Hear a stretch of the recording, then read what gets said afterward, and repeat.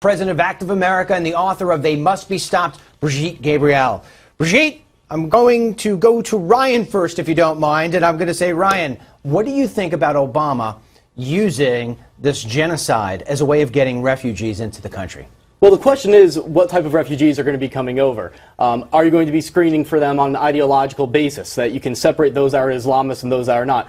Are you going to take into account the fact that Christians are going to be the primary victims of genocide? But the problem is that in order to get through the refugee program, you have to go into the UN-administered camps, and Christians don't want to do it because it's mostly Muslims there, and so they're not going to flee the genocide where they live to go to a camp where they could also be victimized. Brigitte, what say you? Ryan is absolutely on point. The majority of these refugee camps in Europe don't even have any Christians in them, because in the beginning, when the Christians got there, they were raped, they were abused, and they just literally fled. Even Europeans cannot account for them. So basically, the refugees that the UN is going to assign to come to the United States are going to be refugees that the UN is not responsible for vetting. We are responsible for vetting, and there is no way we can do that. And that means we're going to be importing refugees that we know already embedded by ISIS to recruit and mobilize here within the country, and that is going to be very dangerous for our nation. I agree with you. In fact, it's like, we hear these stories every other day. Roll the shot right now of this guy. We have this guy from Virginia who decided a couple months ago. Why no speaking? Fuck off. Huh? Why no camera? Where are you from? Where are you from? United States. Yeah, that guy right there, he's from Virginia, decides he wants to go and become part of ISIS, and then says, nah, changed my mind, and he winds up getting caught walking into the wrong place. I mean, are we going to see more of this sort of radicalization if we keep on allowing more refugees to come in? Oh, definitely. We did a report at Clarion Project about how there was a poll release that showed that about 13% of the Syrian refugees said that they had favorable opinions towards ISIS. 13%. Now, you can say that's a minority, but 13%, think about the damage that can do. Plus, when they come over here, Brigitte, you've always said, they come over here, and if they're not Christians, if they're Muslims, they're going to start going to the mosques. And you say that the mosques teach hate, do they not? Well, 3 different studies that came out in the last 10 years have proven that the mosques in the United States are preaching hatred. Books provided by the government of Saudi Arabia flood these mosques, the majority of them are funded by money coming from the Saudis. They are preaching intolerance, they are preaching jihad. 3 separate studies found that 7 out of 10 mosques in America are preaching jihad against the United States and the overthrow of democracy. One of the big groups pushing the anti-America, and they disguise themselves as a group, is CARE.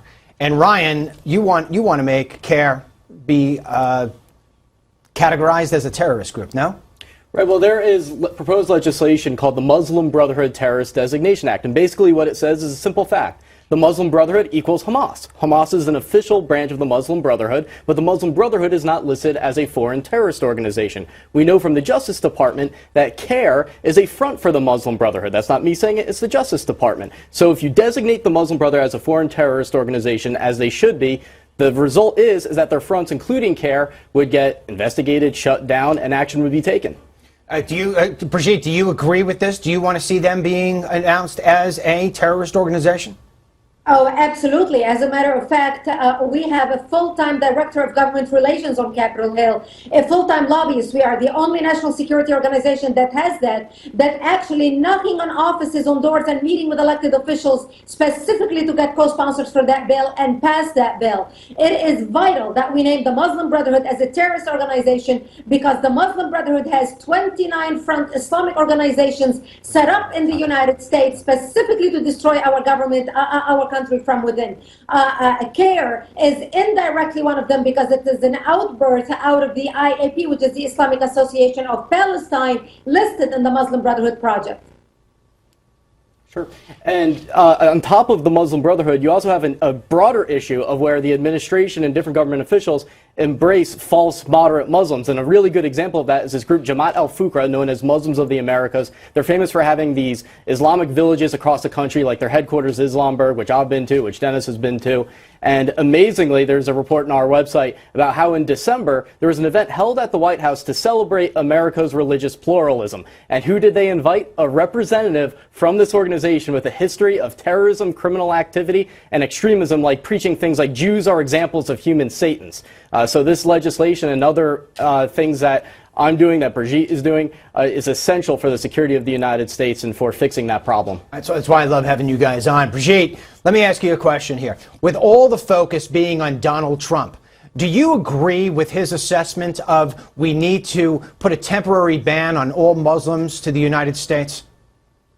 Well, in our country, we know right now that terrorists are coming into the country from all directions, legally and illegally. Those who are crossing the border, we know that terrorist organizations are working with the drug cartels and smuggling terrorists into the American border from the south. And we also know that they are coming here legally on visas. I mean, look at the 9/11 hijackers. So there is a need in our country to restrict at least people coming in from terrorist organizations or terrorist sponsoring countries, such as Yemen, Pakistan, Afghanistan. I can name you 5 from the top of my head. While we cannot paint with a broad brush, we can definitely take certain action to restrict people coming from governments who are sponsoring terrorism worldwide.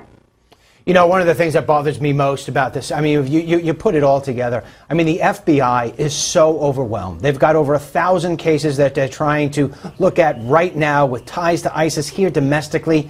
I just don't know how we're going to do it. I don't know when you take all the people that we have coming into this country. I mentioned it already in the show. We're taking in more people from the Middle East legally than we are Mexico and Central America combined. Ryan, what is that doing ultimately? 1 minute left. What is that doing to national security? Well, when you don't know who's coming in here, that's obviously a very big problem, because it's not just about terrorist infiltrators. It's about those that are ideologically predisposed towards terrorism and extremism, and then who they radicalize. That's why you have to have ideological screening, so you can separate those that believe in theocracy, killing innocent Jews, and things like that. Because if they come here under the current system, those type of views aren't accounted for. They're not even scanning their social media. And I also just want to reiterate one point real quickly, which is that if you call your congressman about the Muslim Brotherhood Terrorist Designation Act, it's actually a pretty easy thing to get them to sign on to, because Muslim Brotherhood equals Hamas, and in my experience, it's been relatively easy to get congressmen on board. They just have to hear it from you. Right, exactly, and that's why we encourage people to contact their elected officials. I encourage people to go to actforamerica.org. We are mobilizing citizens nationwide specifically for this purpose, sending action alerts. I encourage you to join us. Brigitte, thanks for joining me. Ryan, thanks for joining me as well. We'll be back in a few seconds. Don't go away. We've got more to come. Thanks, man. Okay. Thanks.